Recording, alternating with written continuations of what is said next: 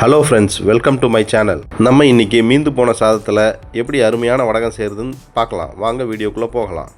பழைய சாதத்தில் தான் செய்யணும்னு ஒன்றும் அவசியம் இல்லை. ஃப்ரெஷ்ஷாக செஞ்ச சாதத்தில் கூட செய்யலாம். எனக்கு சாப்பாடு மீந்ததால் அதை நான் எடுத்து யூஸ் பண்ணிகிட்ருக்கேன். இந்த சாதத்தை நல்லா அரைக்கணும். அதுக்காக நம்ம இப்போ ஒரு மிக்ஸி ஜாரை எடுத்துக்கலாம். இந்த மிக்ஸி ஜாரில் சாப்பாட்டை போட்டு நல்லா அரைச்சிக்கணும். ஒரே டைமில் அரைக்க முடியாதுன்றதால நான் 2 டைம் போட்டு அரைச்சிக்கிறேன்.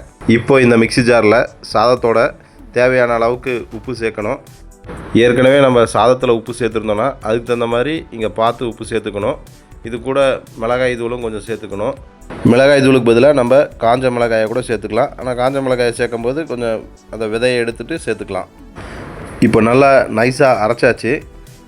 இப்போ அரைச்சதெல்லாம் ஒரு பவுலுக்கு மாற்றிக்கலாம்.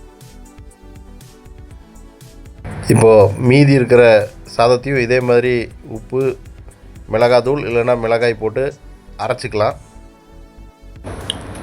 அரைக்கும்போது ரொம்ப ட்ரையாக இருந்துச்சுன்னா கொஞ்சமாக வேணால் தண்ணி சேர்த்துக்கலாம். அது நம்ம அரைக்கும்போது பார்த்து அதை சேர்க்கறதா சேர்த்துக்கலாம்.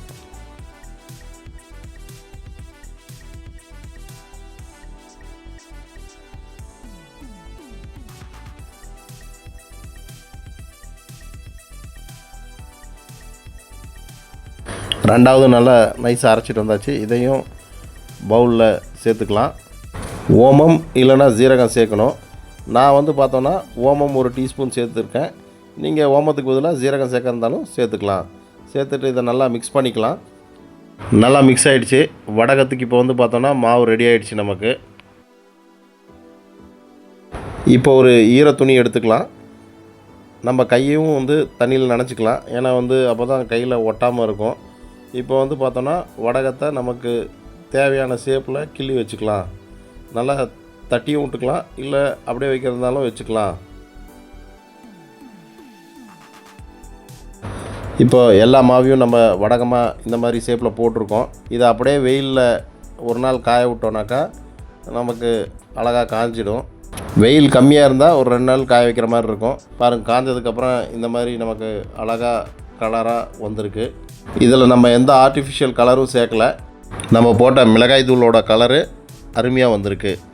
இப்போ ஒரு கடாயை வச்சு எண்ணெயை ஊற்றி எண்ணெய் காஞ்சதும் வடகத்தை போட்டு பொரிச்சிக்கலாம். பாருங்கள், நல்லா பொரிஞ்சு நல்லா பெருசாக வருது. இது சாப்பிட்றதுக்கு நல்லா டேஸ்டியாகவும் கிறிஸ்பியாகவும் இருக்கும். பசங்க இதை ரொம்ப விரும்பி சாப்பிடுவாங்க. அதனால் நீங்களும் ஒரு வாட்டி ட்ரை பண்ணி பாருங்கள். உங்களுக்கு இந்த ரெசிபி பிடிச்சிருந்தா லைக் பண்ணுங்கள், ஷேர் பண்ணுங்கள், கமெண்ட் பண்ணுங்கள், சப்ஸ்கிரைப் பண்ணுங்கள். வீடியோ பார்த்ததுக்கு நன்றி.